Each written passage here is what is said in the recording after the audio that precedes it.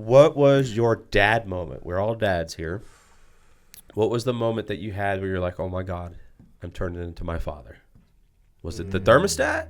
Was it leaving lights on in every room? What was it for you guys? That's a Dad moment. Okay, well. My dad moment where I recognized that I was turning into a parent, or my dad. I mean, not directly, but what was your moment where, like, I mean, again, like there's the joke and amongst men and fathers particularly, like, don't mess with the thermostat. Or you look down, why are Air Pegasus on, and you're like, oh, jeez. Yeah. Who left the lights on? Well, hey, I'm old enough that those were actually cool at one point. See, for Cargo me, shorts, little Cargo shorts, Air Pegasus. I even go far back out to the carpenter shorts.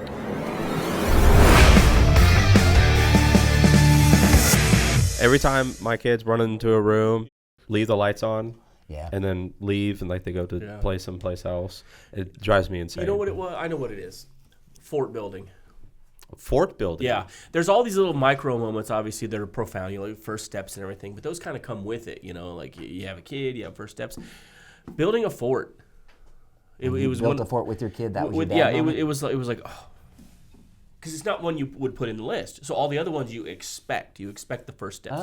You expect birth, and it's expected. All of a sudden, you're building a fort, and you're like, oh, this is something I did, and I recognize that I did. I don't remember my first step.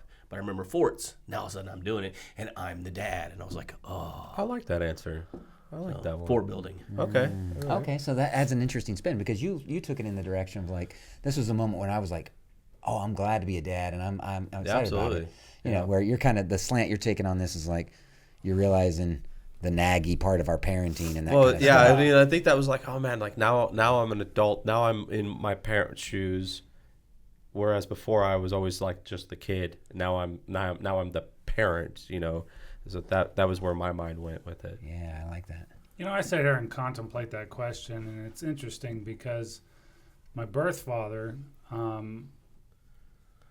mean, I knew, but I didn't know well enough to emulate. That's where I am. Personality and stuff like that.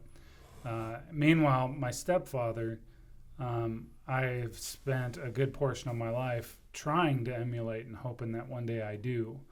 You know, because I am not him, he is not me. We're very different, you know. Is he the one who helped at the house? Yeah. So you walk around just cussing and... right.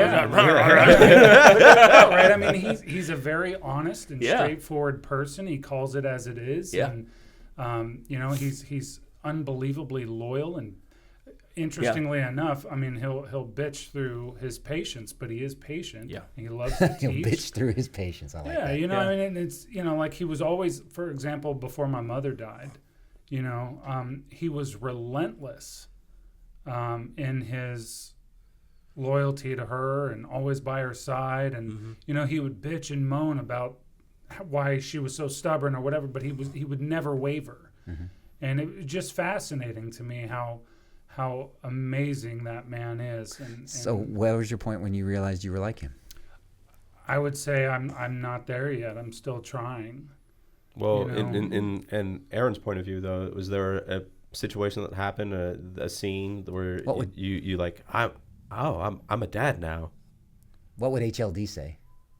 Oh, we might get to that. HDL, excuse me. I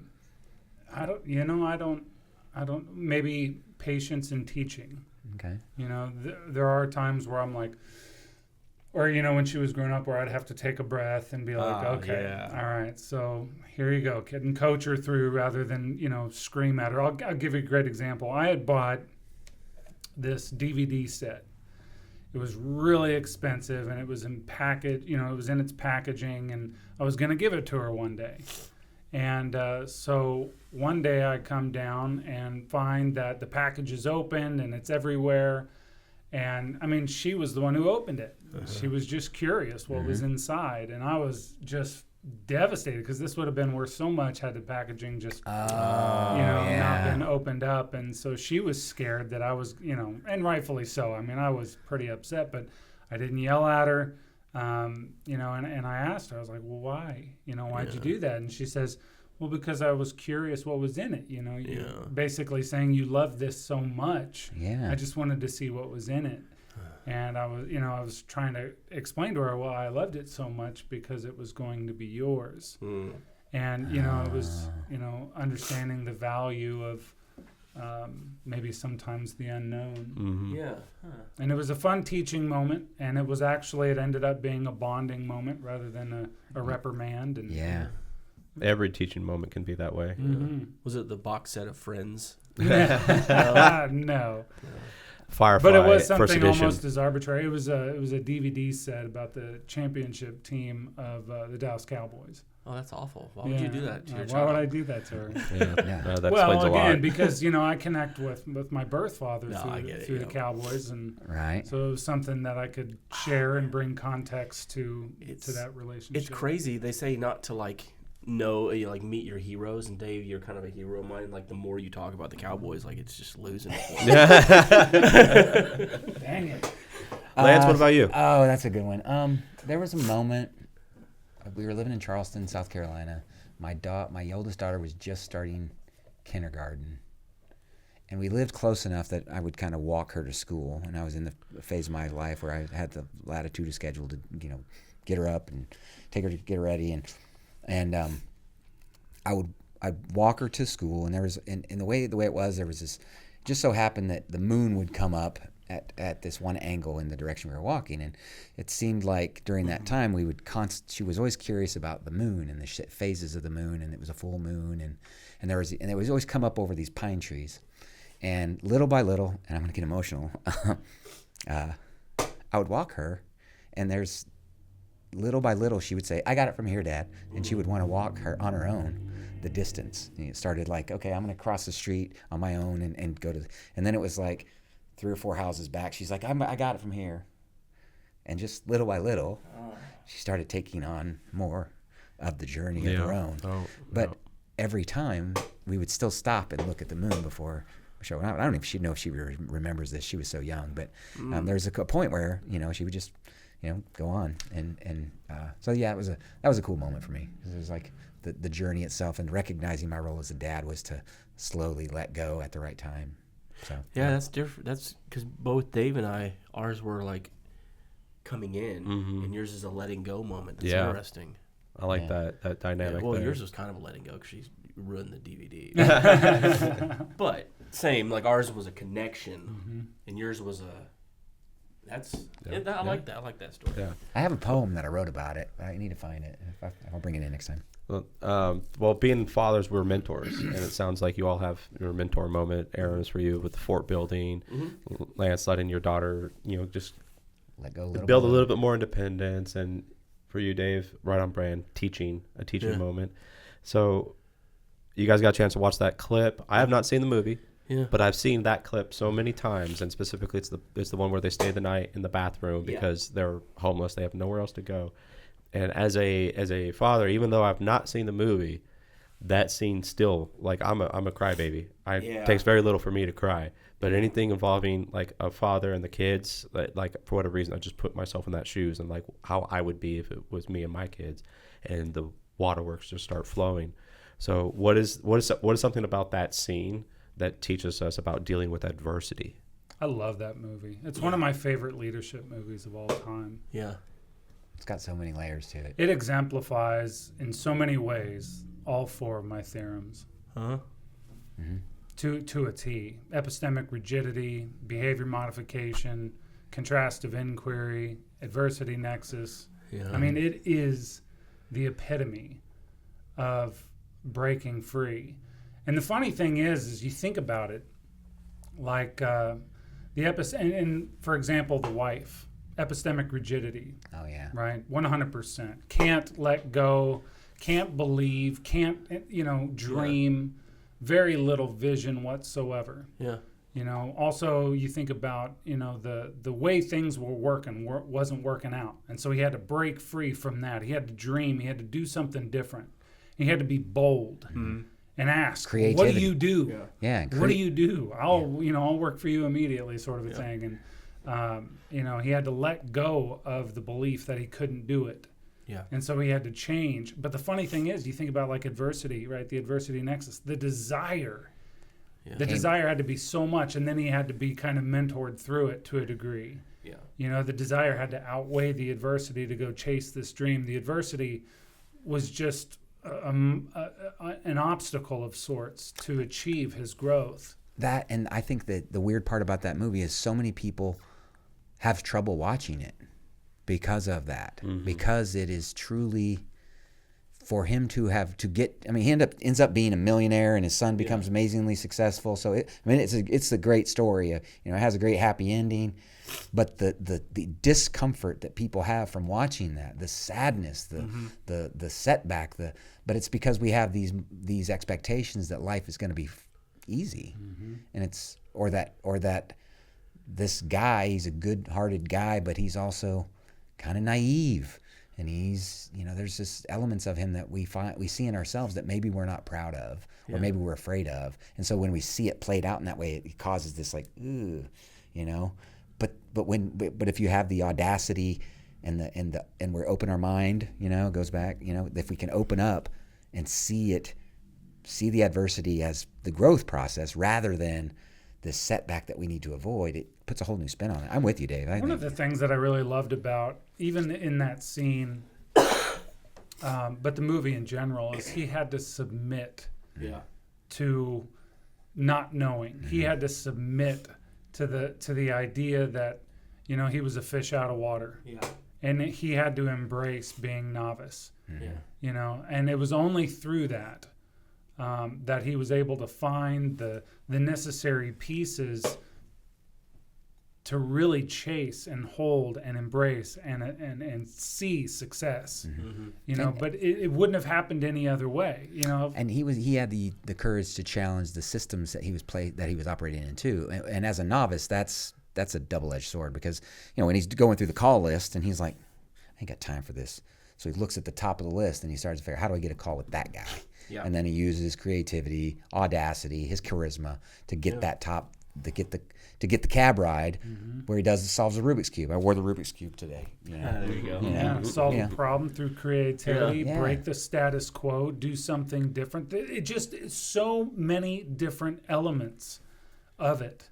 It exemplifies so many critical components of being able to overcome adversity to achieve success. Yeah, and you said the adversity nexus earlier. That scene specifically, how many of us would say something through the door? Leave me alone, or they would just give up and open the door. And then what happens if he does that? That event's over. You know, he had been turned away from that night. I guess he had a choice. He had a choice of work and try to get this done, and then he makes it to the homeless shelter, and they turn him away, right? Is that the scene where yeah. So he has a choice. I'm going to do this. I have this dream. I have this vision, and he goes and he pursues the vision. Doesn't quite work out, and he doesn't get into the homeless shelter. And so that's his bed for the night. That's him and his son's bed for the night. How many of us, when that door's knocking, go like, because I mean the knock was like for a minute or two long. That's a long time. That is somebody banging on the door. Somebody banging on the door. That's a long time. Eventually, one of us would be like, I'm in here. Leave me alone. Or finally open the door and get out, and then the whole thing's over. Yeah. But he had to have the audacity to sit there and go like, this sucks. He holds his son's ears and just says, let's go through this, and not say a word. Because if he breaks his silence there, it kind of ends a lot. He does have to go find something else. Maybe he's sleeping on the street. That was their only shelter for that night. He defended. He defended. He had to have the audacity to believe in his dream, and believing in his dream meant he had to endure that moment. Yeah, see, and it's funny that you say it that way, because what comes to mind, the way that I interpret that, is basking in the adversity. Yeah. Oh, you know, because he ultimately used that moment as fuel. Yeah. You know, and to really just soak it in, like, this is why I'm doing what I'm doing. Yeah. There is no way I'm coming back to this. Yeah. You know, and that's such a powerful place to come from. You don't come back from that moment. Well, yeah. Well, this goes back to kind of what we were talking about with Gavin before the session here. Is like we have these. It goes back to your adversity nexus and Daniel Levinson's Seasons of a Man's Life. Every 5 to 7 years, we transition from one level of maturity or awareness to the next. And, you know, and there's 3 things that typically do that. A ritual of initiation, which our society has basically gotten rid of. Yeah. A coach or mentor who will help us, guide us through these moments and hold space for us so that we can process essentially killing off an old version of ourselves. or we hit rock bottom and we have nowhere else to go. And I think that moment in the movie really, that is the moment of rock bottom. He is like sleeping in a bathroom with his kid, but his desire is still there. And you're saying he knew it. Yeah, well, and the funny thing is because he had to choose. This is what I find I love this movie for so many reasons. He had to choose adversity. Yeah. Right? Oh, that's the other side. He abandoned the safety. Yeah, he did. Of his wife, and you know, he could have just gotten a job. He could have listened to her, you know, but he recognized this woman has no vision and doesn't believe in me at all. You know, and he had to choose stepping away from safety and embrace and bask in adversity to create a level of desire that was unmatched. Find the right people and then learn, right? Submit, and then eventually growth, prosperity, and abundance. Yeah. It's so fascinating to me. You also had to sacrifice that because it came at a cost. Oh, yeah. Like it wasn't just, you don't just make a choice. Something false, something lost, something that is fake, that is lost is not a loss. Okay? The thing was, okay, stop. It's not gonna. It's still gonna suck. It sucks. You have to choose the adversity, and you have to commit to it. And you have. This is the challenge that so many people have. Is like you're like, good Cam, great perspective on that, in the sense that so many of us want or see that safety as something that we don't want to lose, right? And this is the whole point with the adversity nexus: is safety breeds stagnation. Right. Stagnation leads to that adversity. To use the way my brain works, there's another scene in another great movie, Master Commander, where there's this guy who fell off the ship because they were in a storm, and the part of the rigging falls into the ocean, and it's starting to sink. You got to cut ship. the mast. Right. They had to cut ropes. They had to sacrifice this man to survive. In no way, shape, or form was that not a sacrifice, but it was for the greater good. So there's going to be people that we're talking to. We're on the other side of this lens. We understand it's not a loss, but there's going to be a majority of people who will see that absolutely as a part of their soul just got ripped out. During the process, it won't be until they are done and on the other side realize, I didn't actually lose anything. I just thought I did. Well, and let's think about that for a second. I mean, let's tap into the mind of the person who was sacrificed in that scene. You know, here he is looking in the water, looking at everybody. You know, if given the choice, like, look, we can try, but everybody's going to die if we do. We'll leave it in your hands. What's he going to choose? He's going to choose to kill all of his friends? Yeah. I would say in that specific moment, in the survival instinct, I guarantee he probably would still be clinging on. I don't know about that. Drowning men. There's that whole thing, especially during. I was a lifeguard and swim qualling. Sure. In the Marine Corps, right?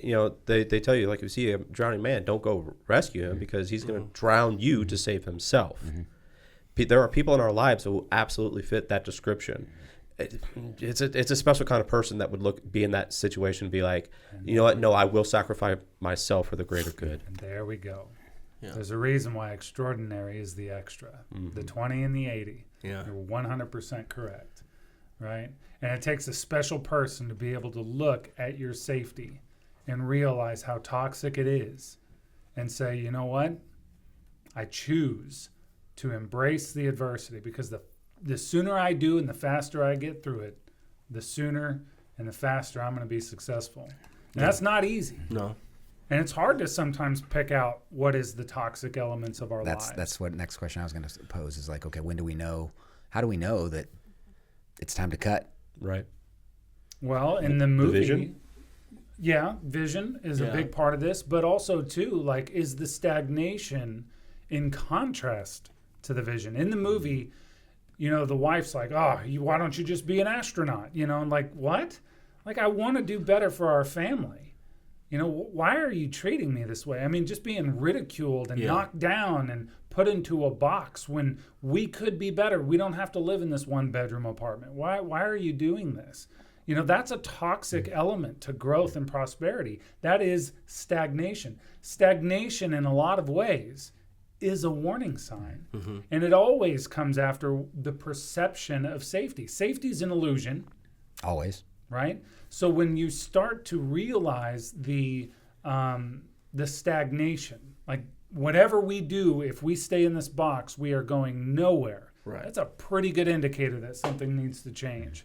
If you're not in a growth trajectory, doesn't mean that you've achieved. If you are not in a growth trajectory, you are stuck in a box. The stagnation is your warning sign. Yeah. Think about those, the technology he's trying to sell. He's carrying around these X-ray machines, bone density scanners or whatever, that's it's a weight. There's literally a weight that he is carrying around, and it's being, and then the symbolism of it, it's a time machine. It's actually holding him to the past. It isn't a time machine that goes to the future. It's actually a technology that's been surpassed. So, he's carrying a weight around.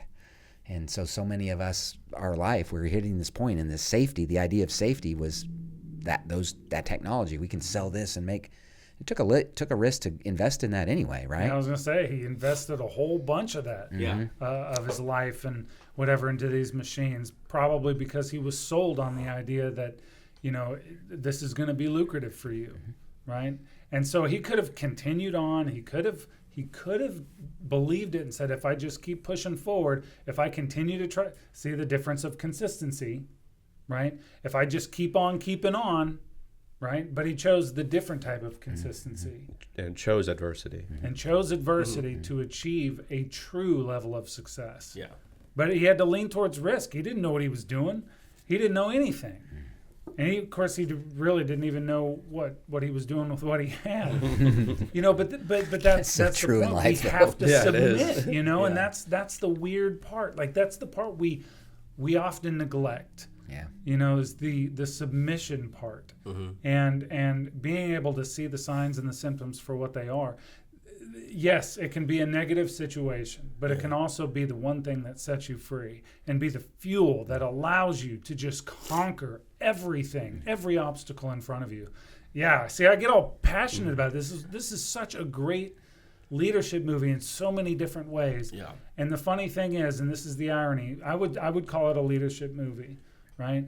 But he's not in charge of anything, It's not what society would say a leader. Exactly. Well, this goes right? back. This is an important aspect here. Is like the best leaders first know how to lead themselves, right? And that is so many people because of their own epistemic rigidity don't recognize that. They're projecting their own. They want to be led by others, or they think that if I step into this leadership position, I have power. I'll be fine. When if they haven't led themselves through their own process, then that actually gets in the way of their leadership. Their own, not to be too on the nose about it, but their own crucible. Yeah. How does adversity? Because going back to the scene, it's clearly like it's making my stomach feel a type of way about it. Just replaying that scene in my head. But this is the low point, as you said, Lance. This is adversity at its finest. He is the lowest point in his life. He's in a bathroom because that's the only place that he can find for him and his son to stay for the night. How does adversity play a role in our lives as fathers? What does adversity teach us when it comes to being a mentor to our children? See, you just said it. That's exactly what it does. It teaches us. Yeah. Teaches us what? Expand on that. Depends on the circumstance, but adversity allows us. It teaches us what works, what doesn't work. It teaches us. It helps inform our vision, why we're doing what we're doing. What we don't like. Here's the thing. We learn more from our adversities than we do our successes. Absolutely. Right? And so it is the best teacher. It is the best teacher. All we have to do is listen. Right? And respect it, I would add. Well, so sure. I'm gonna give credit to Connor Beaton on Man Talks for this portion. It's like there was a segment I was listening to one of his shows about the idea of self-worth doesn't come from the result. Self-result, the end state of our efforts and when we win, that doesn't contribute to our self-worth. We feel good about it, But the true self-worth comes from the effort that we put in, not a participation trophy, but we put forth the effort that we put into life. But more importantly, recognizing, like you would say, Dave, paying homage to our effort, and then being happy with our performance in that moment of effort. Mm-hmm. And I think we talk about what does adversity do for us as fathers. First of all, my daughters have seen me up and down. I mean, I've had career wins, and I've had a lot of career setbacks, and a lot of adversity in my life. And my daughters have witnessed me go through that. Sometimes graceful, sometimes not so gracefully, And but the big lesson, I think, and it's taken me a long time to recognize this, is I used to beat myself up because I kept failing to hit the mark. Yeah. But I realized I always looked back at my daughters, and I was just like, there's no right or wrong decisions as long as we make the most of the decision we make, and give yourself credit for the work you're doing. Those are things that I've kind of always said, and so. That you gave it your all at the time, that you would be able to sleep peacefully at night, saying, well, at least it didn't work out, but I know that I did everything I could with what was presented to me. Mm-hmm. We have to remember that championships start with throwing up on 3 days. Oh, God. Yeah. Mm-hmm. You know what I mean? Like, that's a long road, and you gotta endure some pretty rough starts there. Absolutely. The schedule I'm maintaining right now with a full-time job, doing my internship from 4 to 8 p.m. at night, and then getting home and still working on Auxesis type stuff. It's like, that's the 3 days for me. That's like, that's like, where you separate the wheat from the chaff, right? Yeah. You're just like running on fumes, but then all it takes is one moment of inspiration or one phone call from somebody. But isn't that cool, though? Yeah. I mean, think about this. There's a reason why there are players on the field and there are fans in the stands. Yeah.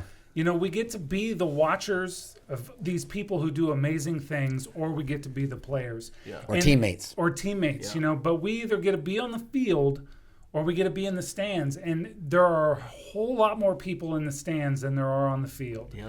But the people on the field were willing to throw up. They were willing to put in the work at the gym. Mm-hmm. They were willing to run. They were willing to take the hits, play the dangerous games, and more importantly, listen to their coach. Yeah. And that changed everything. And if they did it enough, and they repeated it often enough, and they honed, and they learned, and they refined, and they grew, eventually they got to take the field and eventually walk away with a trophy. That is such an amazing dynamic when you think about it. I love the man in the arena quote. I don't know it well enough to recite it, but every time I come across it by Teddy Roosevelt, that's what I think of when he said, like, we're either the watchers or the players. And I feel very much so that the four of us are definitely players in our fields right now. Yeah, and we've definitely had our faces knocked into the dirt, get up with the sweat and blood, and you keep pushing. Got right back up. Yeah, exactly. We kept trotting along. And we all not threw away, but we kind of threw away our safety. We chose the adversity. I mean, I would absolutely agree with that. Even in this pursuit right here, there's a lot, that we just talked before this about, things I've done in the past with production and everything. I was apprehensive because I've gotten burnt on a lot of these jobs, and it's like, oh, do I want to do this again? The vulnerability. The vulnerability, and go like, well, you know what though? I love Dave's theories. I love you guys, and I love what we're doing. Okay, then we do it again. Yeah. Then we do it again. Do it again. And that's the thing, this right? time with the knowledge that you learned. Yeah. One of the things that I say occasionally, I try not to overemphasize it because it's an important phrase, statement. But I often say, heroic tales don't come from those who dared to dream. They come from those who dared to try. Mm-hmm. And that's the thing. It's the boldness that, despite, that's knowing full well you're going to fail. Mm-hmm. Yeah. Hopefully you do, because adversity is the teacher. Mm-hmm. Fail often, fail fast. Mm. You think exactly? Lean into it. Get it over with. Yeah. Fail often, fail fast. Do you think that there would be a hero? It's like I'm like thinking of Vikings, just 'cause that's where my head goes. But do you think there'd be a hero in folk tales of just this Dave woke up and tilled the farm today, or the guy that got on his boat and went past the horizon? Oh yeah. There's a great scene in another movie, Troy. Mm-hmm. Yeah. And it's one of the things that I loved. And do you know know what I'm talking about? He looks at the kid. He looks at the kid and he says, "That's why no one's going to remember your name." Yep. I only know it from the meme. He's big and now. he's big and tall. I wouldn't go up against him. That's why no one will remember your name. Yeah. And that's kind of what I mean. Like, yeah, these stories are amazing. Yeah. Not because they are common, but because it is rare. Yeah. Because somebody chose something different. They chose adversity. They chose to face it. And when over time, you know, even there, right? Achilles, I mean, was great from birth. But you know what I mean? Like, he had to learn how to be a fighter. Mm-hmm. Well, he still had to do all the extra. He had to do the extra. So we're talking about the hero's journey. This will tie back to Pursuit of Happyness too. Is like the hero doesn't answer the call the first time. The hero is given the call, and we usually hesitate. And so when we think about Pursuit of Happyness, he's walking around with those machines. He answered the call. You know, the call was there, and he went down it. But he's like, he didn't truly live into that. You know, he rejected it. He was like, no, I'm great, but this isn't. Mm-hmm. He realizes this isn't the thing. Mm-hmm. But he doesn't stop it. He continues. In a way, he still played it safe. He's still playing it safe, right? And so in our lives, I know all of our stories. There's parts that, you know, our setbacks. You know, there's this. Oh, we're going to try that, but we get knocked down. Mm-hmm. Sometimes that knockdown comes from our own inability or unwillingness to answer the call to your heroic journey that we are all on. And I love the hero's journey because it's universal. Every society has this story. Regardless of culture, regardless of time, it is, and it's part of our deeper unconscious identity. Mm-hmm. And so that's why when we see these played out in movies, it connects with us in such a meaningful way, because it's part of who we are at our deepest level. Yeah. There's another scene in a movie, and I'm going to stick to the father role here. Dune, the 2018 one, not the 1971, but what's his name? Oscar Isaac is the dad. He's the Duke, and he's talking to his son, the Leto Atreides. Thank you.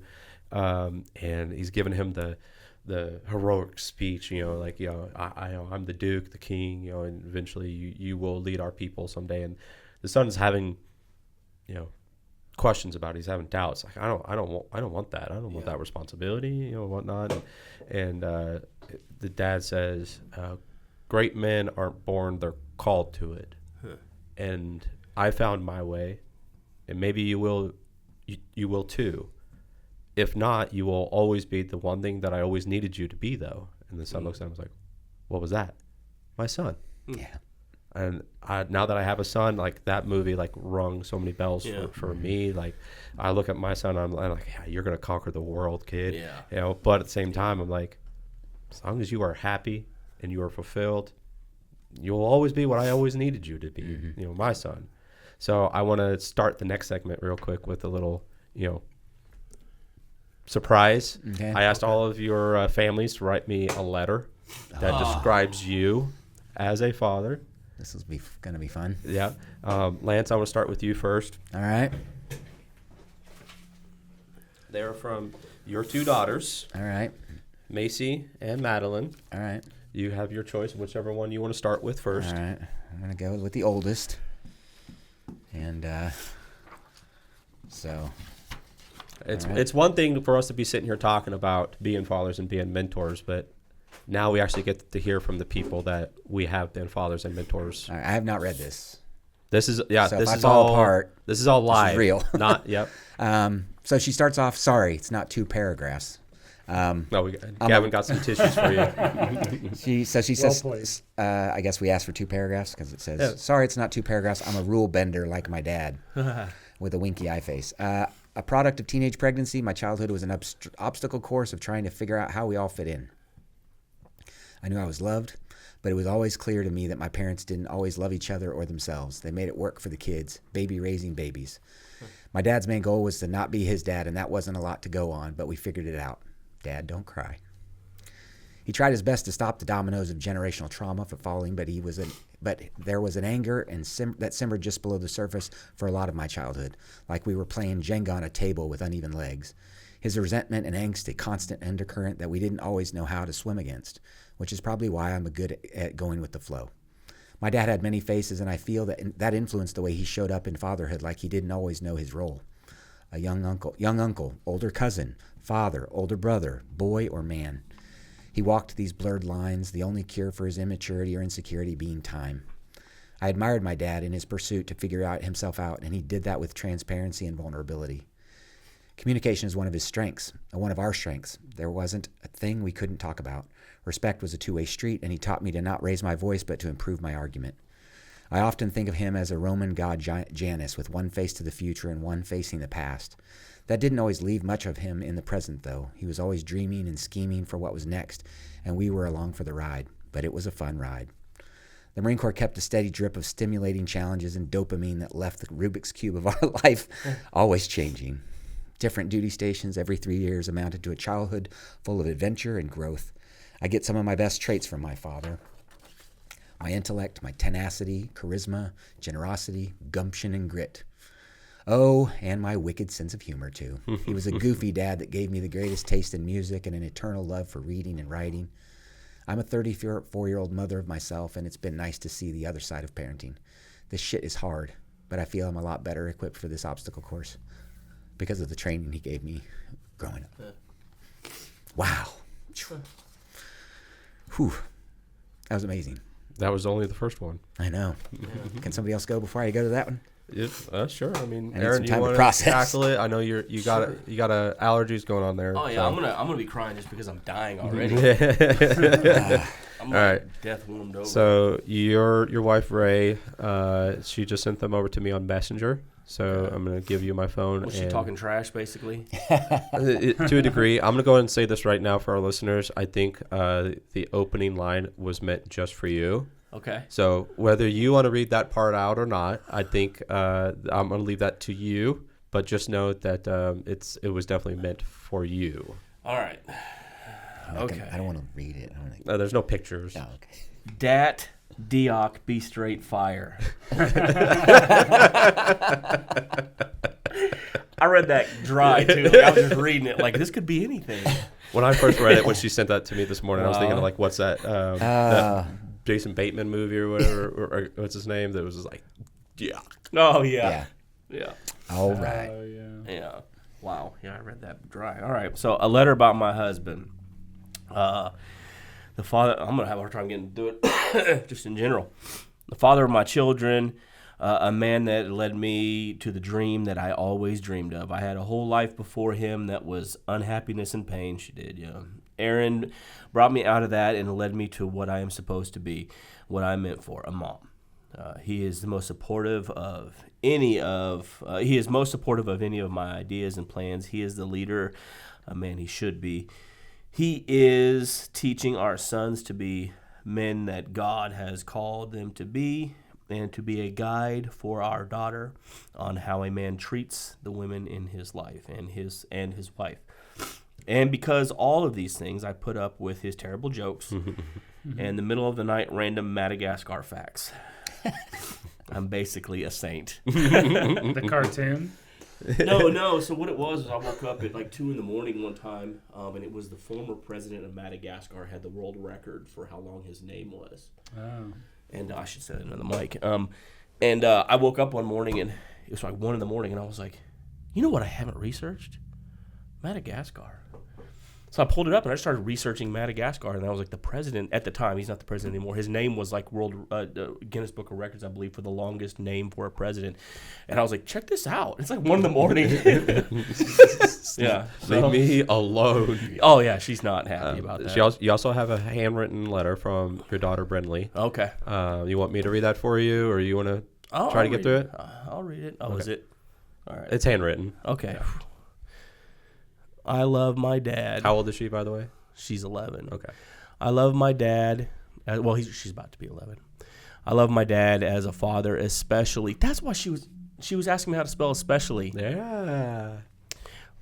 I love my dad as a father, especially in his laugh, smile, and even his jokes. See, I get one of them. Dad jokes. You know? Yeah. I love my dad as a father when he has his road rage. It's not. It's a road conversation, first of all. One way. Yeah, very it's loud, one way. I know they aggressive. can't hear me, so I have a conversation with them on the road, knowing they can't hear me. All right, so it's not rage. When does this thing called? When he does this thing When called there's a dad tax. When they take their fries. So yeah, it's a dad tax. Of course, yeah. For example, when I have my fries and he will take one and say, "Dad tax." Yeah, it's true. That's how it goes. And it's true. It's in the Geneva Convention. I don't make the rules. I just live by My them. kids have been paying it for decades. Yeah, exactly. So we do our part. Yeah, we called it parent tax. Yeah, there in you case go. my There you case go. the missus wanted to get in on it. I love you, Dad, as the way you are. I love you, Dad, here and there. I love you always and forever. I love you, Dad. I love you. Forever, your favorite child. She also asked me how to spell favorite. Your favorite child, Brindley. Wow. So she got your sense of humor. Yeah, that's unfortunate. That's not going to go well. I think I can. Lance, you ready for the I'm next ready one? for this one. All right, Because we'll read that I saw one, the then front line of Dave, this, you're and going. it's a great segue. Okay, all right. I just read the first line. Mm-hmm. All right.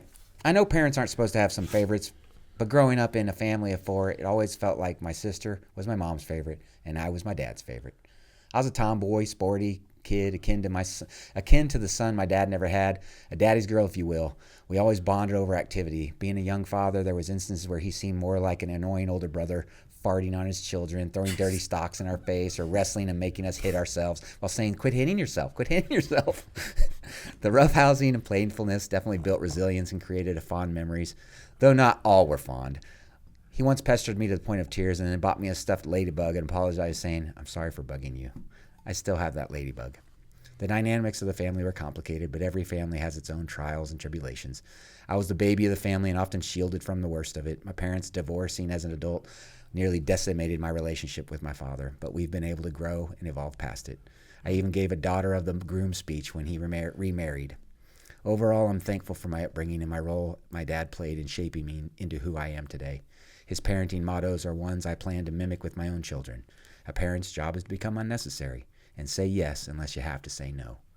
Open lines of communication, mutual respect, empathy, and tolerance for the viewpoints of others, self-love and acceptance, and the authentically living life are values I hope to pass down to the next generation.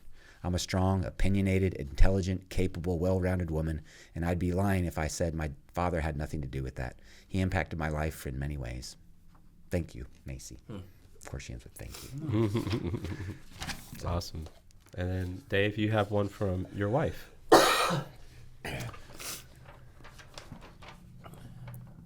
This guy is an idiot. That's for me. Oh, my bad. Sorry. You weren't supposed to give it. Oh, this is addressed to me. Mm-hmm. Let's see. David, I've said it before, and I'll continue to say it. You are the embodiment of everything a father should be, and that many aspire to be. You are patient, kind, loving, understanding, and supportive, to name only a few. You take every opportunity to teach, question, and explore different aspects of just about everything. The lessons you instill upon us will live on forever. These lessons, or lectures, as you like to call them. That's true. I could never imagine that. Wow. Erase the fear of what we may face and obliterate any doubt that we may have within ourselves. You provide us with the tools necessary to succeed in life and any obstacle we may face. When we create a mountain out of a molehill, you are there to guide us with the perspective we need to see things for what they really are and help us to navigate them accordingly. Each lesson has shaped and balanced our lives for the better. You shape and balance our lives for the better in a variety of ways, and I'm extremely grateful, appreciative, and thankful for you in every single way. You impact us in so many ways. I'd like to just list a few. As a mentor, you lead by example, showing what it means to live with integrity and compassion. As a teacher, you impact not only knowledge, but the importance of curiosity and lifelong learning. Your unique way of teaching actually makes it fun to learn. Learning happens through a simple conversation with you, and that's pretty damn cool. As a father, you create a safe, nurturing environment where our children know they are loved, cared for, and supported unconditionally. As the head of household, you provide strength, stability, and unwavering dedication to our family's well-being. As a friend, you listen without judgment and offer encouragement in every situation. As a partner, you walk beside me with love, respect, and a shared vision for our family's future. Can you tell I speak these things? Yeah. It's just repetition. Through the good, bad, and everything in between, you are my rock, my guide, my beacon. I don't ever want to face this life without you right here by my side. There's not a moment that goes by that I don't think of you. Your voice resonates in my head whenever I'm away from you, guiding me throughout my day, reminding me of the things I tend to lose sight of, or witty comments that make me smile whenever an opportunity arises.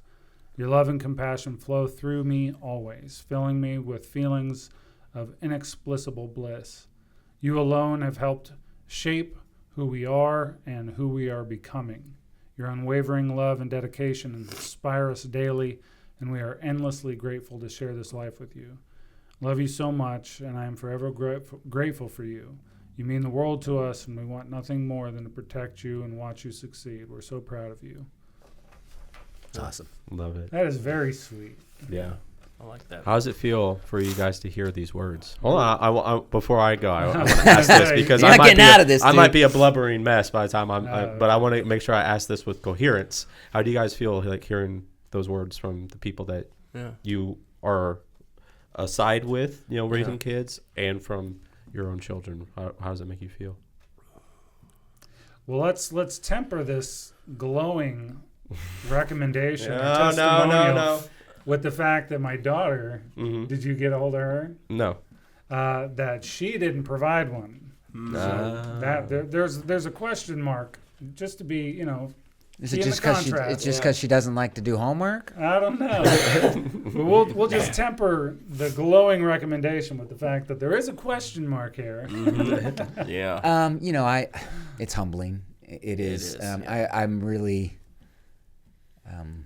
I have always been amazed at how insightful my daughters are. I mean, I raised some pretty amazing human beings.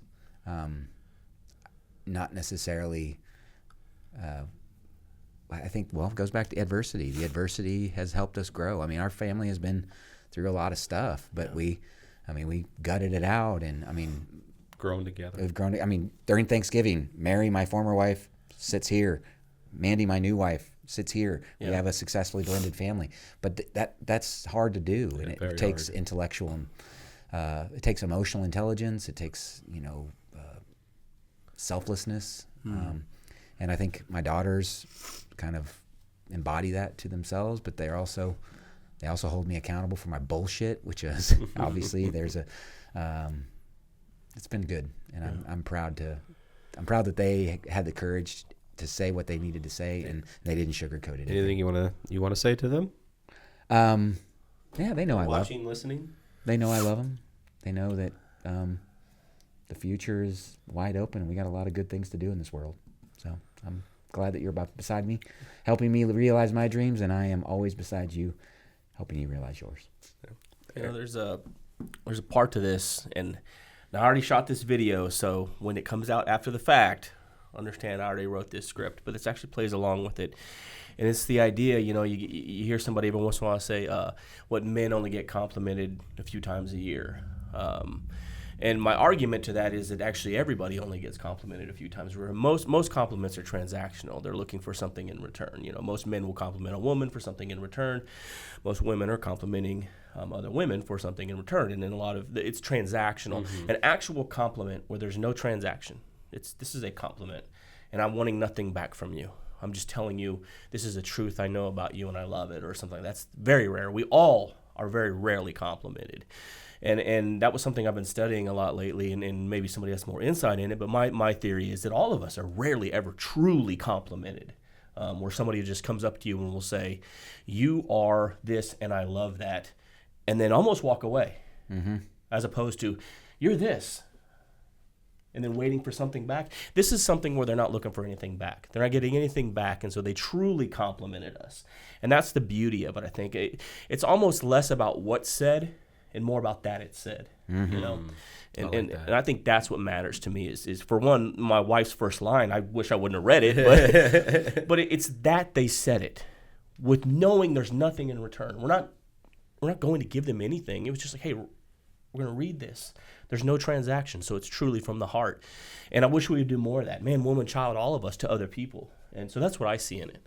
I like that. I love that. Man, that's awesome. And I would say that, it's humbling to hear those things. But it's validation to an extent too, that, the effort is worthwhile and noticed. Yeah, noticed and that, appreciated. And that's always good. Other than notice, there's a word I like to use, because I think as humans struggle with this, and maybe it somehow ties into what you said, Aaron, so help me out here, but I think we struggle to be seen in any aspect of life, and that word is like broadly, like our efforts are seen, that we feel seen. So this ties into what we were talking about with Gavin earlier about that inner child work. Where he's like, there's a part of us that something as simple as imagine you're sitting in the high chair, your mom's doing dishes, and you want attention. You're like, hey, you don't have the words to communicate it, but you're like, I'm over here, mom's doing dishes. She's not intentionally neglecting you. But at the most primitive level, before we can communicate those words, have those words to communicate our thoughts and feelings, there's this need. There's this constant need to be seen.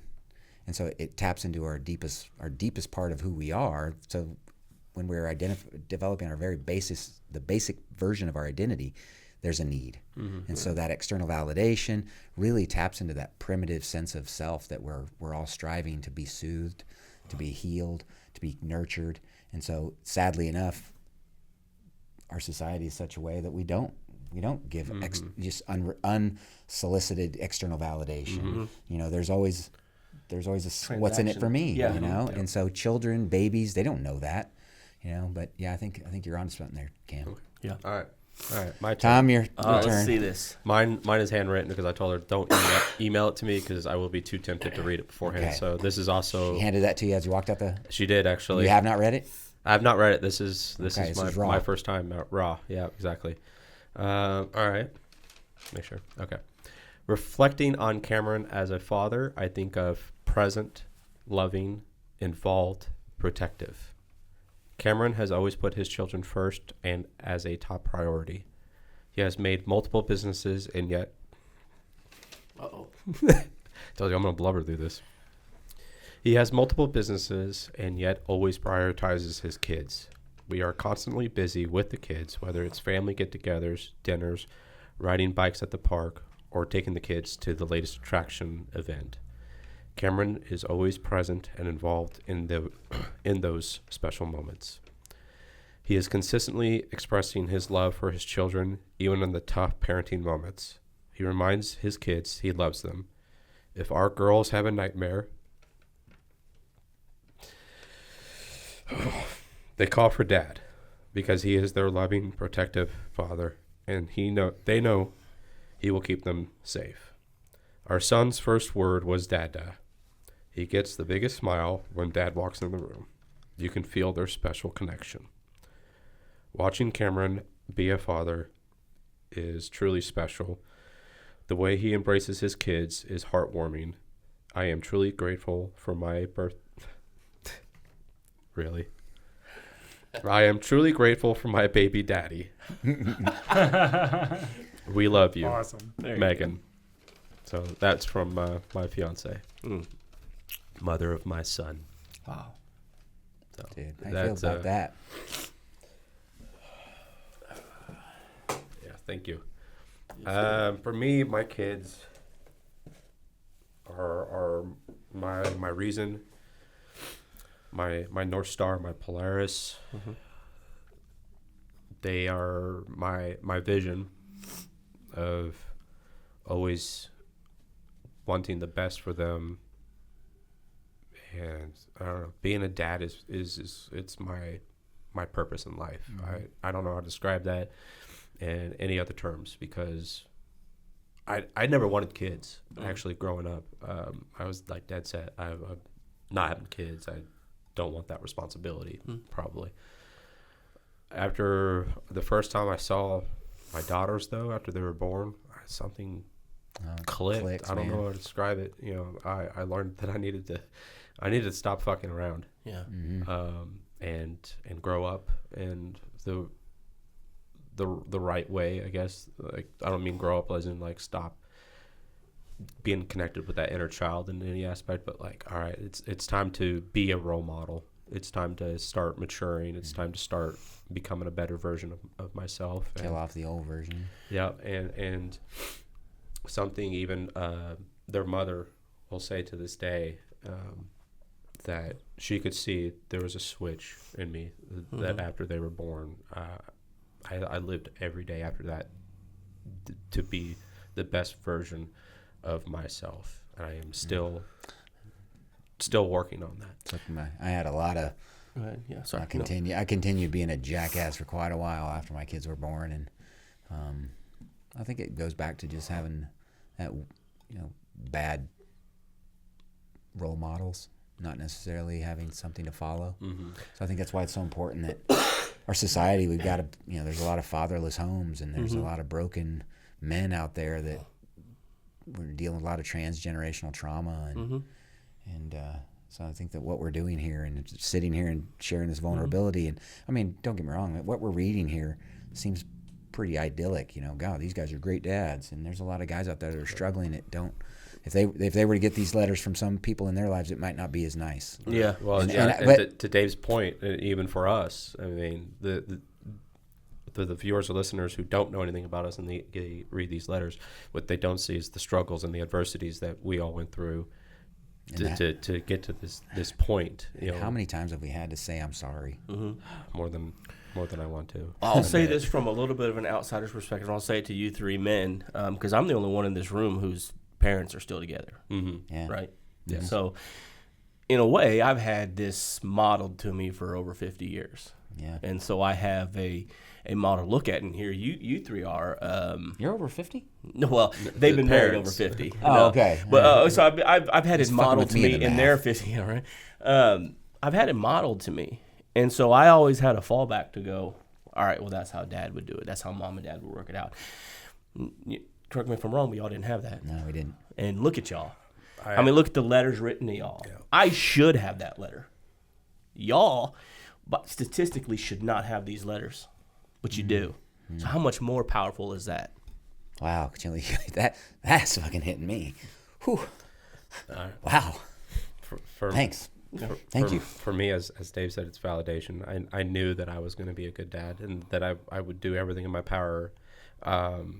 This is going to be a couple episodes from here on, but I did not have a good relationship with my dad, my stepdad, or my biological dad, and really felt, even though they were there, but fatherless. I knew as soon as I had kids, I was not going to be like that. And so for me, reading it is just like... I always knew I was going to be a good dad, but I didn't know how to be a good husband. And because of that caused collateral damage, and so it was... Again, kids having kids. Maddie put it right. Babies having babies. It's like. Yeah. Anything to add there before we move to the next segment, Dave? I don't think so. Okay. All right. Maybe note that. Dave was speechless. Actually. All right. So for anyone that is listening, though, now that we've gotten our emotions raw and we've got our external validations going, what can we teach other fathers to be mentors off of these letters here? What can we show them that if they are a brand new father struggling, because right now I feel like it's almost an epidemic. I don't know about the world, but definitely I get the feeling that here in the United States that the stereotypical mother-father household, your parents being an example, is more of the exception than the rule now. Yeah, absolutely. Right. So you might have a single father who is freshly divorced, just lost everything, or never had anything to begin with, but they're in a one-bedroom apartment and he's got a mattress on the floor, what have you, but he's got these kids and he's got to take care of them, and or he may be in the bathroom I'm not seeing the movie, but I'm assuming that was like a subway station or something like that. Yeah. Okay. He might be in a bathroom somewhere with his kid. What can we teach kids off of these letters? Kids, parents, how to be a mentor, how to use the adversity to their advantage. You know, it occurs to me that there are a lot of people out there who think it would be cool to turn their kid into a little mini-me, right? So you got somebody who's involved in the wrong stuff, doing the wrong things, and they push that stuff onto their kids. And then, of course, that they raise the kid to just be a thug like them. Live vicariously through them even. Yeah, maybe. Yeah. And so the challenge is, can you turn this little human into something better than yourself? Can you teach this person to go beyond what you did or where you were at? You know, can you be that person? You know, and to me, that's the ultimate challenge. You know, the idea that we can only go as far as we can go on our own is insane. Can you teach this person to go beyond you? And here's the cool thing. You know, we learn by teaching. So if we coach and we teach all the things that went wrong, you actually have the ability to turn this human, this little tiny human, into something far beyond what was available to you. I think that's the important nuance there. Is like, I think it isn't necessarily about the individual. Well, okay, it is about the individual, but I think more importantly, it's about the soil that we're cultivating as men to let them grow into the best version. So we've got a lot of shit in our life. Well, that shit actually is fertilizer for that soil that they get, that we're laying down for them. You know, we're not suffocating with them with our trash. You know, we're creating this fertile ground for them to grow and be better than us. And that means we got to recognize that transgenerational trauma. What's the shit that came back from our parents that was put on us that we shouldn't pass it on? How do we break the cycle? That's the first thing. And the other thing is, Maddie pointed out my 2 parenting rules, and I'm the youngest of 7. My former wife, Mary, was youngest of 6, and these were passed down to us and it is a parent's job is to become unnecessary and say yes unless you have to say no. I think there's another thing in there that kind of drove me, but I'm going to stick with these 2, is like a parent's job is to become unnecessary. Doesn't mean to neglect your kids. It means to educate and empower them to the point where they can make choices on their own, whether it's, hey, you're 4 years old now, go make your own bowl of cereal. Yeah. You know, let's empower this kid. Helicopter parents are the opposite of this. And then say yes unless you have to say no. And this is important because if you lay this groundwork early on in the relationship, and you got to live it, this is the challenge as parents, is like, say yes unless you have to say no. The big lesson that I felt it when we were living in Miami, and my daughter's like, hey, Dad, can we go to the mall? Take us to the mall. And I was like, I was doing my first graduate degree. I was swamped with writing a paper. I was traveling throughout Central America, South America, and the Caribbean with my day job, but there was no reason I couldn't say yes, even though it was inconvenience for me. So I took them, picked them back up, and at that moment, Maddie was like realizing how much other stuff was going on, and she even said, "You're gonna say yes unless you have to say no." I was like, and I told her, I was like, you know what, I gotta say yes. Fast forward, Maddie she's been hanging out with a bunch of seniors, living in Hawaii. All the seniors graduate. She wanted to graduate early. Maddie is very well spoken and well written, but she's not the most. Her philosophy in life was C's get degrees. All right, so she didn't have the academic strength to graduate early. But I had to look at her and I said, "No, you can't do that." And she knew, because I had that say yes unless you have to say no helps undermine that rebellious teenager that we have and that we deal with. And so if they know that you're gonna say yes until you have to say no, the moments you do say no, there's less rebellion. There's a better understanding. Now, granted, you got to have open communication, but I think that's important for those young fathers who just don't have what it takes. Like you said, they don't have the model to follow. Right. Find other men. Find other men who can be there for you, to be a sounding board. Don't do it alone. A mentor. It's a lot about learning. It's sort of my general philosophy is that, our job is to raise functional adults. And so, that requires coaching and teaching and, but advising. If you don't, advising. And so but you're not going to know everything, so you got to seek it out. So you have to be curious, inquisitive, willing to learn. Humble enough to say you don't know. Yeah. And don't have an ego about it. Yeah. And it's really about ideal outcomes. Mm-hmm. So examining the situation that, they're faced with and helping them devise a way to achieve the ideal outcome in the various situations. And so it goes a long way when you're vision focused, and rather than dealing with reprimand, because it's, like on the football field, you make a mistake, it's not the end of the day. You're not going to get kicked off the team. They teach you, you learn, you refine, you rehone, and implement. And so it's the same thing. And if we do our job right and we do it strong enough, we commit to it, then eventually this little human grows up to be better than we were. Dave, real quick, because I had this written down. I want to make sure that we stay on point here, but something about what you said earlier, I don't think it was enough. You said, as especially as fathers, helping our kids, like, can you go past us and you get a little bit better than us where we were? Or create the opportunity for them rather than the expectation. That I can still push you and say that might be, lack of a better term, could potentially be toxic, because you just saying that is enough for any parent that is, or any dad that's mentally, emotionally abusing his son to be, this star quarterback on the football team to go win state because we won state, and that's the only way that you can, be better than me, can create trauma, can do damage. Well, and when I say, and you're right, that's a valid point. However, off of context of what I was trying to convey, it's not better in the form of talent. More insightful, more inquisitive, learn more, do good.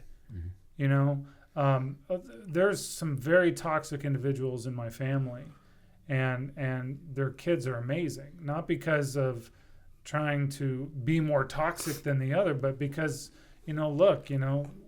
there were some hardships here, and so let me show you what I learned about endurance. Let me show you that maybe it's not so, this isn't the end of the world, and it's going to be okay. I'm here for you. I think it goes back to breaking the cycle. Yeah. One other thing I want to add for those fathers who are listening here is, it's important that we as men have a strong understanding of anger. And anger is a masking emotion, and it typically masks fear. So if we can understand when we start feeling anger, have the presence to press pause on ourselves and ask ourselves, what are we afraid of? And as fathers, that's a scary thing, because if we didn't have somebody who modeled it, and we're supposed to be all of these virtues that we've been identified with in our letters here, this patient and teacher and capable and provider. Well, not every guy feels that way. A lot of guys feel very insecure about those roles, and therefore when they're challenged, whether it's intentionally or unintentionally or unconsciously, they feel like they're challenged, that fear bubbles up inside them, and they typically mask it with anger. You and I talked about, you're sitting in that group session you had to go to. Oh yeah. And you're sitting in a room with a bunch of guys who were there for domestic violence, and you weren't there for that. Right. You were there as an observer. Yeah. But I would almost guarantee that most of those guys who were lashing out, that anger was rooted in a deeper fear. Yeah. And if we as men can understand that nuance, wow, it opens the door for so much more. Absolutely. I didn't want to make light of that, but there was a joke trying to come together in my head when you were saying that, talking about, and not true, but it was funny because I was thinking something along the lines of, and that's why I didn't go in to chase the monster out from underneath her bed, and why you didn't get a letter from her, because I was scared of that. And so sometimes you have to face things on your own, kid, and that's the monster under the bed. Something along those lines. No, and you gotta face that, because I'm not doing it. And that's a good lesson too, is like, we can't hold our hands. I mean, my lesson, letting go, letting them walk, letting them a little bit farther every time builds confidence to the point where they have the audacity. This is a great story I love to tell about Maddie, is like, she's 6, I think we were just moving to Japan. She was in 4th or 5th grade, and she's on the playground, and there's these 2 kids bullying people, maybe bullying her, And she was like, so when she went and told the assistant principal, and he didn't do anything about it. What did she do? Well, she come home, kind of talked to me a little bit about it. And I was like, okay. I didn't know really. I didn't know necessarily what to tell her, but she was like, she goes and knocks on the principal's door. I need to talk to the principal. And so she reports the assistant principal for not carrying out his duties to police this bullying on the field, on the playground. She took charge. And these kids are then, next thing you know, they're having to pick up trash along here because they were bullying. And she's like, she took care of her sin. And then this is the same time, right before that, we show up I'm checking in a new command. They're having this big block party. My commander is the colonel in charge of this whole base. We got this big party going on. They got this stage of this. If you don't know this, but well, maybe you do. Arno Pineda, who is the lead singer for Journey now, and he's from the Philippines. The Philippine singers have a very amazing ability to mimic. So there's this band up there. They're playing. I'm like, is that Journey? No, it wasn't. So we're talking. And I'm standing, and we pull up, and Maddie is like, I'm going to get on that stage. And I'm like, okay, honey, whatever. I'm just, whatever. I'm standing there talking to my new boss, who's a full bird colonel. I'm a staff sergeant at the time. And I'm like, oh, yes, hey, sir, nice to meet you. His wife's there. And then his wife's like, oh, look at that little girl up on the stage. And I look over, and Maddie's up there with a tambourine, just hanging, playing along with the, But, you can't, when I think about what you're saying is like, we want them to be mini-me's. No, we want them to be the best version of themselves. Yeah. And that requires us to and I made the mistake. I tried to parent Macy, my daughter, the same way I had parented Maddie. Well, Macy was a completely different person. And that day, when I was bugging her, and then we were walking downtown Kailua, and I had irritated her, and she was pissed off. And then Maddie said, quit treating her like you treat me. That's not how it works. And I was like, she's right. I was. Yeah. And so I went and bought this. I had to renegotiate my social contract with my daughter. I'm like, okay, you know what? I've been kind of practicing the golden rule rather than the platinum rule. I need to treat you the way you need to be treated. Yeah. So. Do you have something to add there? Yeah, it was just, was Maddie the one that did the stage and the vice principals? Yeah, so when the vice principal thing happened, wasn't that the same as our movie here? When we were talking about the call list? Yeah. That's the same thing. Oh, yeah. I was like, where am I going to get the result from? Yeah. It went over. Yeah. So as soon as you said it, I was like, that's the movie. Yeah, same thing happened in the movie. Yeah. The principal, it's funny, as a parent, one of the things that I really kind of was stingy about, or I should say was strict about, was question with boldness everything, including me. Yeah. And that takes courage for a kid to do that. Yeah, I don't want you to think like me. I want you to think like you. I want you to listen to what I'm telling you, apply it if possible, but I want you to conceptualize it. I want you to think about it for yourself. Because there's going to come, and some may think this is dark, but like it's just a reality. There's going to be a time when I'm not there. And so there's going to be a time when you're going to want my opinion or my thoughts. So you should hear them now in case you can't hear them then. And you shared that in Circle, a couple of weeks ago. And I was just like, boom, that's huge. Yeah. And so when I talk about training them, that's kind of what I mean, because you think about our coaches and our teachers, there's times where we hear their words even when they're not there, there, and they become guiding principles, ideas, philosophies, or whatever. And so that's a big part of how I see our job as a father. Think about this too, is like they hear you and your wisdom and your positive affirmations and all these. There's so many people who are hearing the negative, the degrading comments, the abuse, and those words are just as powerful. Yeah. I hear your voice when I'm driving and somebody road rage? Yeah, when the road rage, somebody turns in front of me and I'm like, nobody ever turns on this street. And I hear, some people do turn on that street. When Josh was saying how she always hears your voice in her head, I'm like, well, so do I, but I don't know if it's the same reason. Everything's optional. Everything's a choice. Oh, I love it. So I'm going to wrap up because we are running out of time, but I will say definitely as fathers, some like key takeaway points to listen here. I mean, as a father, I would say some things are like mentorship is not optional. I feel that you have a responsibility, whether intentionally or unintentionally, when you have kids, it is your job to raise functional adults. I have an adage to add to that. Okay, you have the choice between mentorship or tormentorship. Yeah. Yes, absolutely. I hope everyone goes mentorship because we've lived the other way. I would also say adversity shapes us. We all four of us went through some form of adversity that defined who we are as fathers, and that it's never too late. That's my own personal note to anybody, because I reforged my relationship with my father at 33, just a couple of years ago, and it's never too late for you to be the father. So don't continue being the absent father. Don't continue being the person that continues to cause harm. You have a choice. You always have a choice. I would add too that it's never too late to change who and what you are. Right? So if you don't like the person you are today, choose to be something different. Just start working on it. Right? Address the past, define the future, form others and act. It's a real thing. You can choose to be better. Sort of like in the movie. You don't have to be a X-ray salesperson. You can choose to be the successful stockbroker. And I think it's important when you go through that journey, you have to look at what shaped you. Be honest about what you are, but then realize that the vision that you want to aspire to, it's there, and there's a difference there. In fact, I would almost go so far as like the key is in the contrast. There it is. He got it in at the end. Nate did one earlier though. He did. He did. I know, but that's my thing. He didn't draw attention to it. It's your shtick, man. Yeah, it is.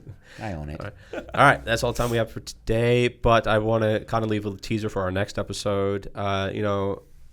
For the athletes here, I think we watch movies like Moneyball and Friday Night Lights, and we walk away from it feeling like, like ready to go. The next movie we're going to be talking about, Good Will Hunting, and I feel like psychologists watch that movie and they're like, yes, that's what every counseling session is about. Breakthroughs. Do you like apples? Do you like apples? How about them apples? Yeah. You haven't seen it? No, I haven't seen it. Okay, so. well, all right. Well, I got her number. How you like those apples? We're Is that from the movie? Ben Affleck. Balance has been Okay. restored. Okay. A movie I've seen, you haven't. All right. It's worth watching, dude. Okay. It is. In Yeah. fact, But we also said the same thing about Fight Club, and he still hasn't seen it. So You still haven't watched Fight Club?